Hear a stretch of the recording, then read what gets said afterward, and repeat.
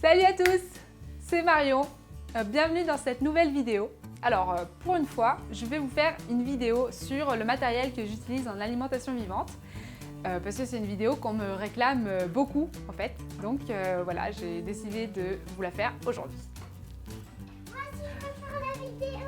Alors voici mon plan de travail et voici la batterie d'appareil que j'utilise. J'ai actuellement un extracteur de jus zen et pur du site vidyaayurveda.org. Je leur fais de la pub parce qu'ils vendent mon livre.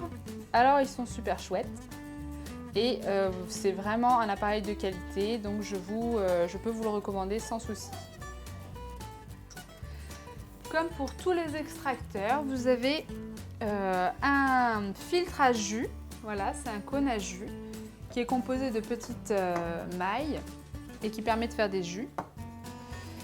Vous avez également ce que j'appelle un cône purée qui permet de faire les pâtes à biscuits que je réalise dans mes recettes, les guacamoles, des choses comme ça. Cet appareil a aussi une petite molette qui permet de tirer vraiment un maximum des jus. Voilà, c'est une petite molette amovible qu'on place, mais elle est un peu, il faut forcer un petit peu, des jus dont on tire vraiment le maximum par rapport à une centrifugeuse, même si j'ai aussi une centrifugeuse et qu'elle est aussi de bonne qualité, donc quand on va être plus rapide, on prend la centrifugeuse. Mais globalement, si je devais en choisir un seul, je prendrais celui-là puisqu'il permet de faire plus de choses qu'une centrifugeuse. Voilà.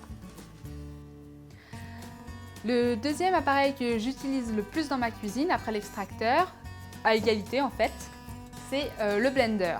Donc mon blender, c'est un blender de qualité professionnelle qui est très connu en alimentation vivante, c'est le Vitamix.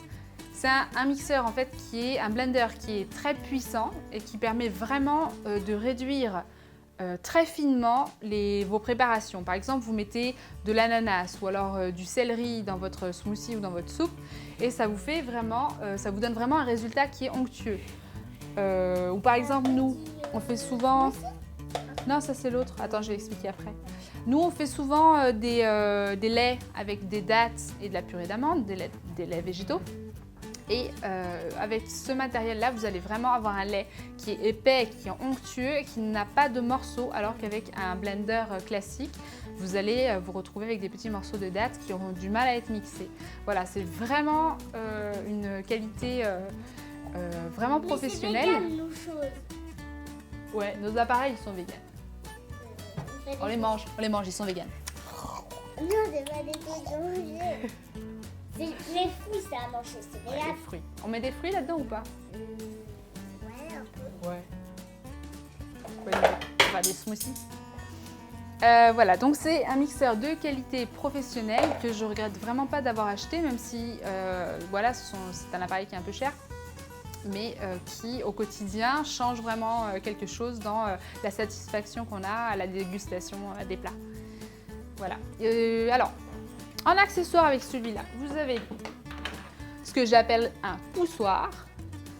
Ça vient ici. Par exemple, vous êtes en train de faire une glace, vous avez mis des fruits congelés au fond et vous mixez et évidemment, il faut les réduire en crème et ça va se coller un peu sur les bords. Donc vous mettez votre poussoir là et vous appuyez sur les côtés, tchac, tchac, tchac, et ça vient remettre au centre de votre préparation et bien la réduire en crème. Donc ça, c'est vraiment très utile.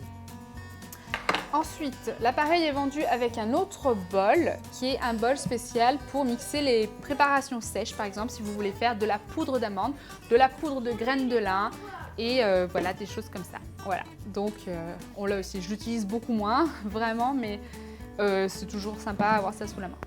Voilà. Bon, alors c'est sûr, on n'a pas besoin de matériel compliqué ou super cher pour manger cru, pour rajouter des fruits à sa vie, pour faire des jus. Moi, je vous présente tout simplement ceux que j'utilise au quotidien et c'est vrai que ce sont des appareils de qualité, mais ça me permet d'avoir une texture qui est vraiment intéressante, qui est vraiment satisfaisante. Donc c'est pour ça que je les utilise. Voici deux autres appareils que j'utilise moins, mais qui sont quand même très pratiques et très utiles en alimentation vivante. Donc vous avez ce râpeur en fait. Voilà, c'est une râpe de chez Moulinex, une râpe électrique. Vous mettez les aliments là et vous appuyez là et hop, ça râpe. Tchouk, tchouk, tchouk. Et vous avez différentes tailles de râpe. Là, vous pouvez faire des rondelles, vous pouvez râper plus ou moins gros, voilà. Donc, c'est utile, par exemple, pour râper des carottes ou des courgettes pour en faire un plat. Je trouve ça plus pratique que le spiralizer qui fait des spaghettis, mais qui est plus sympa par rapport à l'esthétique, au rendu. Et en dernier, j'ai celui-là qui est un extracteur d'agrumes en fait.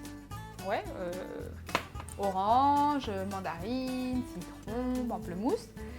Et voilà, et sauf qu'il est électrique. Donc en fait, cette partie-là tourne et extrait le jus très rapidement. Donc vraiment très rapidement. Donc ça permet de faire des grosses quantités. Voilà. Comme appareil, j'ai également un déshydrateur. Alors voilà à quoi ça ressemble un déshydrateur. C'est un mini four qui déshydrate les préparations à 40 degrés. Ça permet de conserver les vitamines et les minéraux. Donc moi c'est un déshydrateur Excalibur et il a 5 plateaux. Voilà, c'est vraiment pas l'appareil indispensable en alimentation vivante. J'en ai un donc je l'utilise, mais je fais rarement des recettes à base avec le déshydrateur parce que voilà, je pense que c'est vraiment pas celui qui est le plus utile. Donc ici vous avez des pommes qui sont en train de sécher et ici vous avez des petites barquettes que j'ai fait sécher. La recette est tirée de mon dernier livre, Goûter sain pour petits héros, le livre qui est destiné aux enfants. Donc c'est des barquettes, on va mettre une sorte de confiture crue de fraises dedans. Et là je les ai déshydratées pour tester la texture une fois qu'elles sont déshydratées. Mais on n'a pas besoin de les déshydrater. Voilà. Donc la déshydratation est longue. Elle prend par exemple 12 heures, 24 heures parfois selon les préparations. Donc voilà, il faut le savoir. Voilà, je possède également un germoir Easy Green. C'est un germoir XXL. Qui, pareil, n'est pas forcément indispensable, mais qui peut vous apporter de la verdure en hiver, par exemple. Et en fait, ça sert à faire germer des germes de plantes. Donc, vous avez par exemple l'alfalfa ou des germes de radis, des pousses de tournesol. Et donc, elles sont très riches en nutriments. Et c'est vraiment un ajout en plus pour la santé, notamment en hiver. Mais je vous ferai une vidéo spéciale pour le présenter. Et la prochaine fois, dans ma prochaine vidéo dédiée au matériel, je vous parlerai des extracteurs, je vous montrerai comment ils marchent et ce que vous pouvez en attendre. Voilà. C'est bon, c'est lancé. Merci à vous de nous avoir suivis et d'avoir regardé cette vidéo. Vous pouvez nous retrouver sur tous nos sites. Donc il y a Change le Monde, il y a le Journal des Bonnes Nouvelles, il y a le site du Grand Changement. Et vous pouvez bien sûr me retrouver sur mon Facebook personnel qui est assez intime, donc j'aime bien ce support. On leur fait des bisous. Ouais. Toi, tiens.